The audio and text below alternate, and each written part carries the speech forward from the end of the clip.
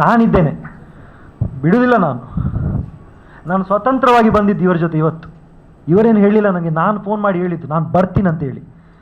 ಬರ್ತೀನಿ. ಅವಳು ಎಷ್ಟು ಅಹಂಕಾರ ಇದ್ದಾಳೆ, ಅವಳು ಎಷ್ಟು ಅಹಂಕಾರಿ ಅಂದರೆ ಕೈ ತೋರಿಸಿ ಮಾತಾಡ್ತಾಳೆ ಹುಡುಗರಿಗೆ, ಕೈ ತೋರಿಸಿ ಮಾತಾಡ್ತಾಳೆ. ನಮಗೆ ಈಗೋ ಹರ್ಟ್ ಆಗೋ ಥರ ಮಾತಾಡ್ತಾಳೆ. ಅಲ್ಲಿ ಜಗಳ ಸ್ಟಾರ್ಟ್ ಆಗುತ್ತೆ. ಅಲ್ಲಿಂದ ವೀಡಿಯೋ ಮಾಡಲಿಕ್ಕೆ ಸ್ಟಾರ್ಟ್ ಮಾಡ್ತಾಳೆ. ಇವನು ಹೀಗೆ ಮಾಡ್ದ, ಅವನು ಹೀಗೆ ಮಾಡ್ದ. ನನ್ನ ವೀಡಿಯೋ ಕೂಡ ಮಾಡಿದಾಳೆ ಅವಳು. ನನ್ನ ಟೀಮ್ಗೆ, ಶಾರದಾಸ್ ಟೀಮ್ಗೆ ಕಳಿಸಿದ್ದಾಳೆ. ಅವರೆಲ್ಲ ನೋಡಿಬಿಟ್ಟು ನನ್ನದೇ ತಪ್ಪಂತೇಳಿ ಹೇಳಿದ್ದಾರೆ. ಯಾರಿಗೂ ನಾನು ಆನ್ಸರ್ ಕೊಡೋಕ್ಕೇ ಹೋಗಿಲ್ಲ. ಇವತ್ತು ಬಂದಿದ್ದು ನಾನು ಓಪನ್ ಆಗಿ, ಯಾರಿಗೂ ಆನ್ಸರ್ ಕೊಡೋಕ್ಕೆ ಹೋಗಲಿ. ಒಂದು ದಿವಸ ಹೊರಗಡೆ ಬಂದೇ ಬರುತ್ತೆ. ಇದು ಅವಳ ಹಣೆ ಬರ ಎಲ್ರಿಗೂ ಗೊತ್ತಾಗುತ್ತೆ. ಆಲ್ಮೋಸ್ಟ್ ಎಲ್ಲ ಜನರಿಗೂ ಗೊತ್ತಿದೆ. ನಾನು ಇವತ್ತು ಮೆಸೇಜ್ ತೋರಿಸ್ಲಿಕ್ಕೆ ಕೂಡ ರೆಡಿ ಇದ್ದೇನೆ ನಿಮಗೆ. ಎಷ್ಟು ಜನ ಮೆಸೇಜ್ ಮಾಡಿದ್ದಾರೆ ನನಗೆ, ಎಷ್ಟು ಜನ ಮೆಸೇಜ್ ಮಾಡಿದ್ದಾರೆ, ಒಳ್ಳೇದಾಯಿತು ಒಳ್ಳೇದಾಯಿತು ಒಳ್ಳೇದಾಯಿತು ಅಂತ. ಅವಳಿಗೆ ಶಿಕ್ಷೆ ಆಗಲೇಬೇಕು, ಬಿಡಬೇಡ ಅಂತ. ಏನು ಬೇಡ. ನಿನ್ನೆ ಅವಳು ವಿಡಿಯೋದಲ್ಲಿ ಮಾತಾಡಿದಾಳೆ. ಎಷ್ಟು ಫಾಲ್ಸ್ ಎಲಿಗೇಷನ್ ಮಾಡಿದಾಳೆ ಅಂತ ಹೇಳಿದರೆ, ಅವಳು ಫಸ್ಟ್ ಮದುವೆ ಆಗಿದ್ದು ಕೂಡ ಡೀಟೇಲ್ ಆಗಿ ಹೇಳಿಲ್ಲ. ಫಸ್ಟ್ ಮದುವೆ ಆಗಿದ್ದು ಇಂಟರ್ಕಾಸ್ಟ್ ಮ್ಯಾರೇಜ್ ಅವಳದು. ಅಗ್ನಿ ಸಾಕ್ಷಿಯಾಗಿ ಇವತ್ತಿನವರೆಗೆ ಅವಳು ಮದುವೆ ಆಗಲಿಲ್ಲ ಯಾರನ್ನು ಕೂಡ. ಇಬ್ಬರನ್ನು ಮದುವೆ ಆಗಲಿಲ್ಲ. ಇಬ್ಬರ ಜೊತೆ ಕೂಡ ಓಡಿ ಹೋಗಿ ಮದುವೆ ಆಗಿದ್ದು ಅವಳು. ಇಂಟರ್ಕಾಸ್ಟ್ ಮ್ಯಾರೇಜ್ಗೆ ಒಪ್ಪೋಸಿತ್ತು ಮನೆಯಿಂದ. ಅವ್ರು ಹೋಗಿ ಕಂಪ್ಲೇಂಟ್ ಮಾಡಿದ್ದಾರೆ ಸ್ಟೇಷನ್ಗೆ, ನನ್ನ ಮಗನನ್ನು ಓಡಿಸ್ಕೊಂಡು ಹೋಗ್ತಾ ಇದ್ದಾನೆ ಅವನು ಅಂತ. ಇವರು ರಿಟರ್ನ್ ಕಂಪ್ಲೇಂಟ್ ಅವ್ರ ಮೇಲೆ ಮಾಡಿದ್ದಾರೆ. ಆ ಕಂಪ್ಲೇಂಟ್ ರೂರಲ್ ಸ್ಟೇಷನಲ್ಲಿ ಇವತ್ತಿಗಿದೆ, ನೀವು ಚೆಕ್ ಮಾಡ್ಬೋದು ಬೇಕಾದರೆ. ಇದೆಲ್ಲ ಡೀಟೇಲ್ಸ್ ನನಗೆ ಸಿಕ್ಕಿದೆ.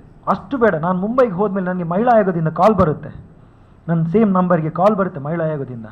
ಅವ್ರು ಹೇಳ್ತಾರೆ, ಸೌಮ್ಯ ಶೆಟ್ಟಿ ಮತ್ತು ಅವರ ಫ್ಯಾಮಿಲಿಯವರು ಬಂದಿದ್ದಾರೆ, ನಿಮ್ಮ ಮೇಲೆ ಕಂಪ್ಲೇಂಟ್ ಮಾಡ್ತಿದ್ದಾರೆ, ನೀವು ಅವರನ್ನು ಮದುವೆ ಆಗ್ತೀನಿ ಅಂತ ಹೇಳಿ ಮೋಸ ಮಾಡಿ ಓಡಿ ಹೋಗಿದ್ದೀರಿ ಅಂತಲ್ಲ. ಹೌದು ಮೇಡಮ್, ನಾನು ಮದುವೆ ಆಗ್ತೀನಿ ಅಂತ ಹೇಳಿದ್ದೆ ಹೌದು, ಆದರೆ ಈಗ ಆಗ್ತಾ ಇಲ್ಲ. ನನ್ನ ಫ್ಯಾಮಿಲಿಯವರು ಒಟ್ಟು ಸೇರಿ ಡಿಸೈಡ್ ಮಾಡಿ ಈ ಮದುವೆಯನ್ನು ನಾವು ಕ್ಯಾನ್ಸಲ್ ಮಾಡಿದ್ದೀವಿ, ನಮಗೆ ಬೇಡ ಅಂತ ಹೇಳಿದ್ದೀವಿ ನಾವು.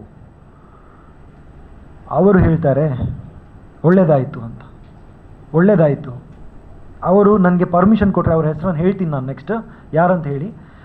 ಮಹಿಳಾ ಆಯೋಗದಿಂದ ನನಗೆ ಕಾಲ್ ಬಂದವರು ಹೇಳ್ತಾರೆ ಒಳ್ಳೇದಾಯಿತು, ಅವ್ರ ಫ್ಯಾಮಿಲಿ ಸರಿ ಇಲ್ಲ, ಇದಕ್ಕಿಂತ ಮುಂಚೆ ಎಷ್ಟೋ ಫ್ಯಾಮಿಲಿಯನ್ನು ಹಾಳು ಮಾಡಿದ್ದಾರೆ ಅವರು, ನಿಮಗೆ ನಾನಿದ್ದೆ, ನೀವು ಹೆದರಬೇಡಿ. ಮಹಿಳಾ ಆಯೋಗದಿಂದ ಒಬ್ಬ ಹುಡುಗನಿಗೆ ಅವರು ಸಾಂತ್ವನ ಹೇಳ್ತಾರಂತ ಹೇಳಿ ಆದರೆ ಅವಳ ಬಗ್ಗೆ ಅವ್ರಿಗೆ ಎಷ್ಟು ಕೆಟ್ಟ ಅಭಿಪ್ರಾಯ ಇರ್ಬೋದು, ಅದನ್ನು ನೀವು ಆಲೋಚನೆ ಮಾಡ್ಕೊಳ್ಳಿ.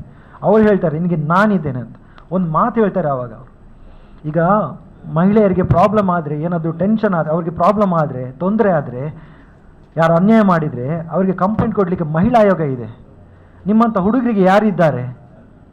ನಾನು ಹೇಳೋದು, ನಮ್ಮಂಥ ಹುಡುಗರಿಗೆ ಮೋಸ ಆದಾಗ ಒಂದು ನ್ಯಾಯ ಕೊಡೋದಕ್ಕಂತ ಹುಡುಗರಿಗೂ ಸಮ ಕಾನೂನು ಇರಬೇಕು, ಒಂದೇ ಕಾನೂನು ಅಂತ ಜಾರಿ ಆಗಬೇಕು. ಇಲ್ಲ ಅಂತ ಹೇಳಿದರೆ ಪುರುಷರಿಗೂ ಕೂಡ ಒಂದು ಆಯೋಗನ, ಪುರುಷ ಸಾಂತ್ವನ ಕೇಂದ್ರನ ಆಗಬೇಕು ಅನ್ನೋಂಥದ್ದು ನನ್ನೊಂದು ಭಿನ್ನ. ಸೊ ಈ ಸುದೀಪ್ಗೆ ಆದಂಥ ಅನ್ಯಾಯ ಇನ್ನು ಯಾವ ಹುಡುಗನಿಗೆ ಆಗಬಾರ್ದು. ಅವಳಿಗೆ ಒಂದು ಕಾನೂನಾತ್ಮಕವಾಗಿ ಶಿಕ್ಷೆ ಆಗುವಾಗೆ ನೀವು ಸಪೋರ್ಟ್ ಮಾಡಬೇಕು ನಮಗೆ. ಅದೇ ರೀತಿ ಈ ಫ್ಯಾಮಿಲಿಗೆ ಒಂದು ನೀವು ನೆರವಾಗಬೇಕು.